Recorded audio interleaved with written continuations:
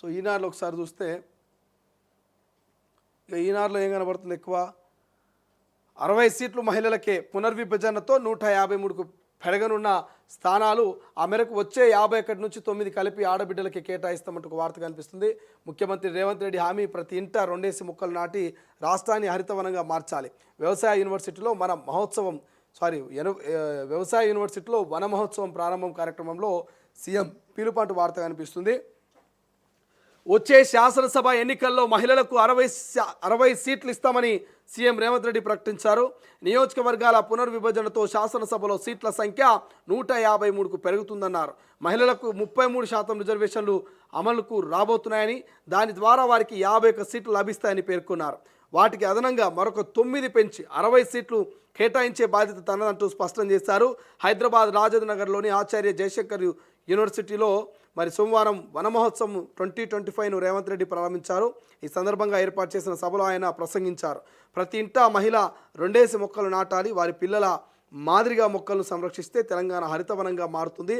ప్రకృతిని మనం కాపాడితేనే అది మనల్ని కాపాడుతుంది. ఈ ఏడాది 18.3 కోట్ల మొక్కలు నాటాలంటూ ప్రభుత్వం లక్ష్యంగా పెట్టుకుంది.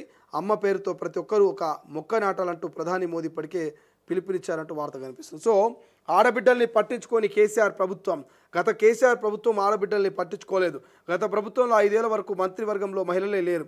ఇందిరమ్మ ఇళ్ల పట్టాలు, రేషన్ కార్డులు, అసైన్డ్ భూములు, పోడు భూముల పట్టాలు ఇచ్చిన ఘనత ఇందిరాగాంధీకి దక్కింది. రాజీవ్ గాంధీ తెచ్చిన మహిళా రిజర్వేషన్ బిల్లు వల్లనే స్థానిక సంస్థల్లో మహిళలు అవకాశాలను అందిపుచ్చుకున్నారు. మేయర్లు, డిప్యూటీ మేయర్లు, జడ్పీ చైర్పర్సన్లు అయ్యారంటూ రేవంత్ రెడ్డి కామెంట్ చేశారు. సో మొత్తం మీద ఏం జరుగుతున్నది? నియోజకవర్గాల పునర్విభజన జరగబోతున్నది భవిష్యత్తులో. ఈ నియోజకవర్గాల పునర్విభజనతోటి ఆల్మోస్ట్ ఎంత వస్తాయా? 153 సీట్లకు పెరిగిపోతున్నది. ఇప్పుడు ఎంత ఉంది? 119 సీట్లు ఉన్నాయి. ఏవి? నియోజకవర్గాలు తెలంగాణలో. ఈ 119 సీట్లు కాస్త 153 సీట్లకు పెరగబోతున్నాయి. కాబట్టి ఈ పెరిగినటువంటి సీట్లను కలుపుకొని 33% మహిళా రిజర్వేషన్ కనుక అమలు చేస్తే 60%, అంటే 50% మహిళలకు సీట్లు వస్తాయి.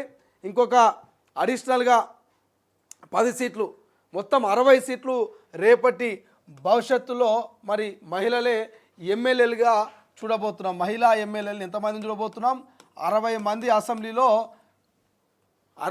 అసెంబ్లీలో మహిళా ఎమ్మెల్యేలని మనం భవిష్యత్తులో చూడబోతున్నామని ముఖ్యమంత్రి రేవంత్ రెడ్డి ఒక తీపి కబురు అయితే చెప్పినటువంటి పరిస్థితి మనకు కనబడతా ఉన్నాయి. సో ఇక అసెంబ్లీ స్థానాలతో పాటు అదేవిధంగా పార్లమెంటు స్థానాలు కూడా పెరిగేటువంటి అవకాశం ఉంది. ఇప్పుడు ఇక 14 మనకు పార్లమెంట్ స్థానాలు 15 స్థానాలు అయితే 15 స్థానాలు ఉంటే భవిష్యత్తులో అవి 25కు పెరిగేటువంటి అవకాశం కనబడుతుంది. సో ఇక్కడ 153 ఎమ్మెల్యే స్థానాలు అయితే 25 పార్లమెంట్ స్థానాలు పెరిగేటువంటి అవకాశం అయితే మనకు కనబడతా ఉన్నాయి. సో ఇటు మొన్న 7 కాంగ్రెస్, 7 బీజేపీ, 14, 1 ఎంఐఎం 15 స్థానాలు వచ్చేసినాయి. సో ఇక ఇంకేం కనబడుతుంది?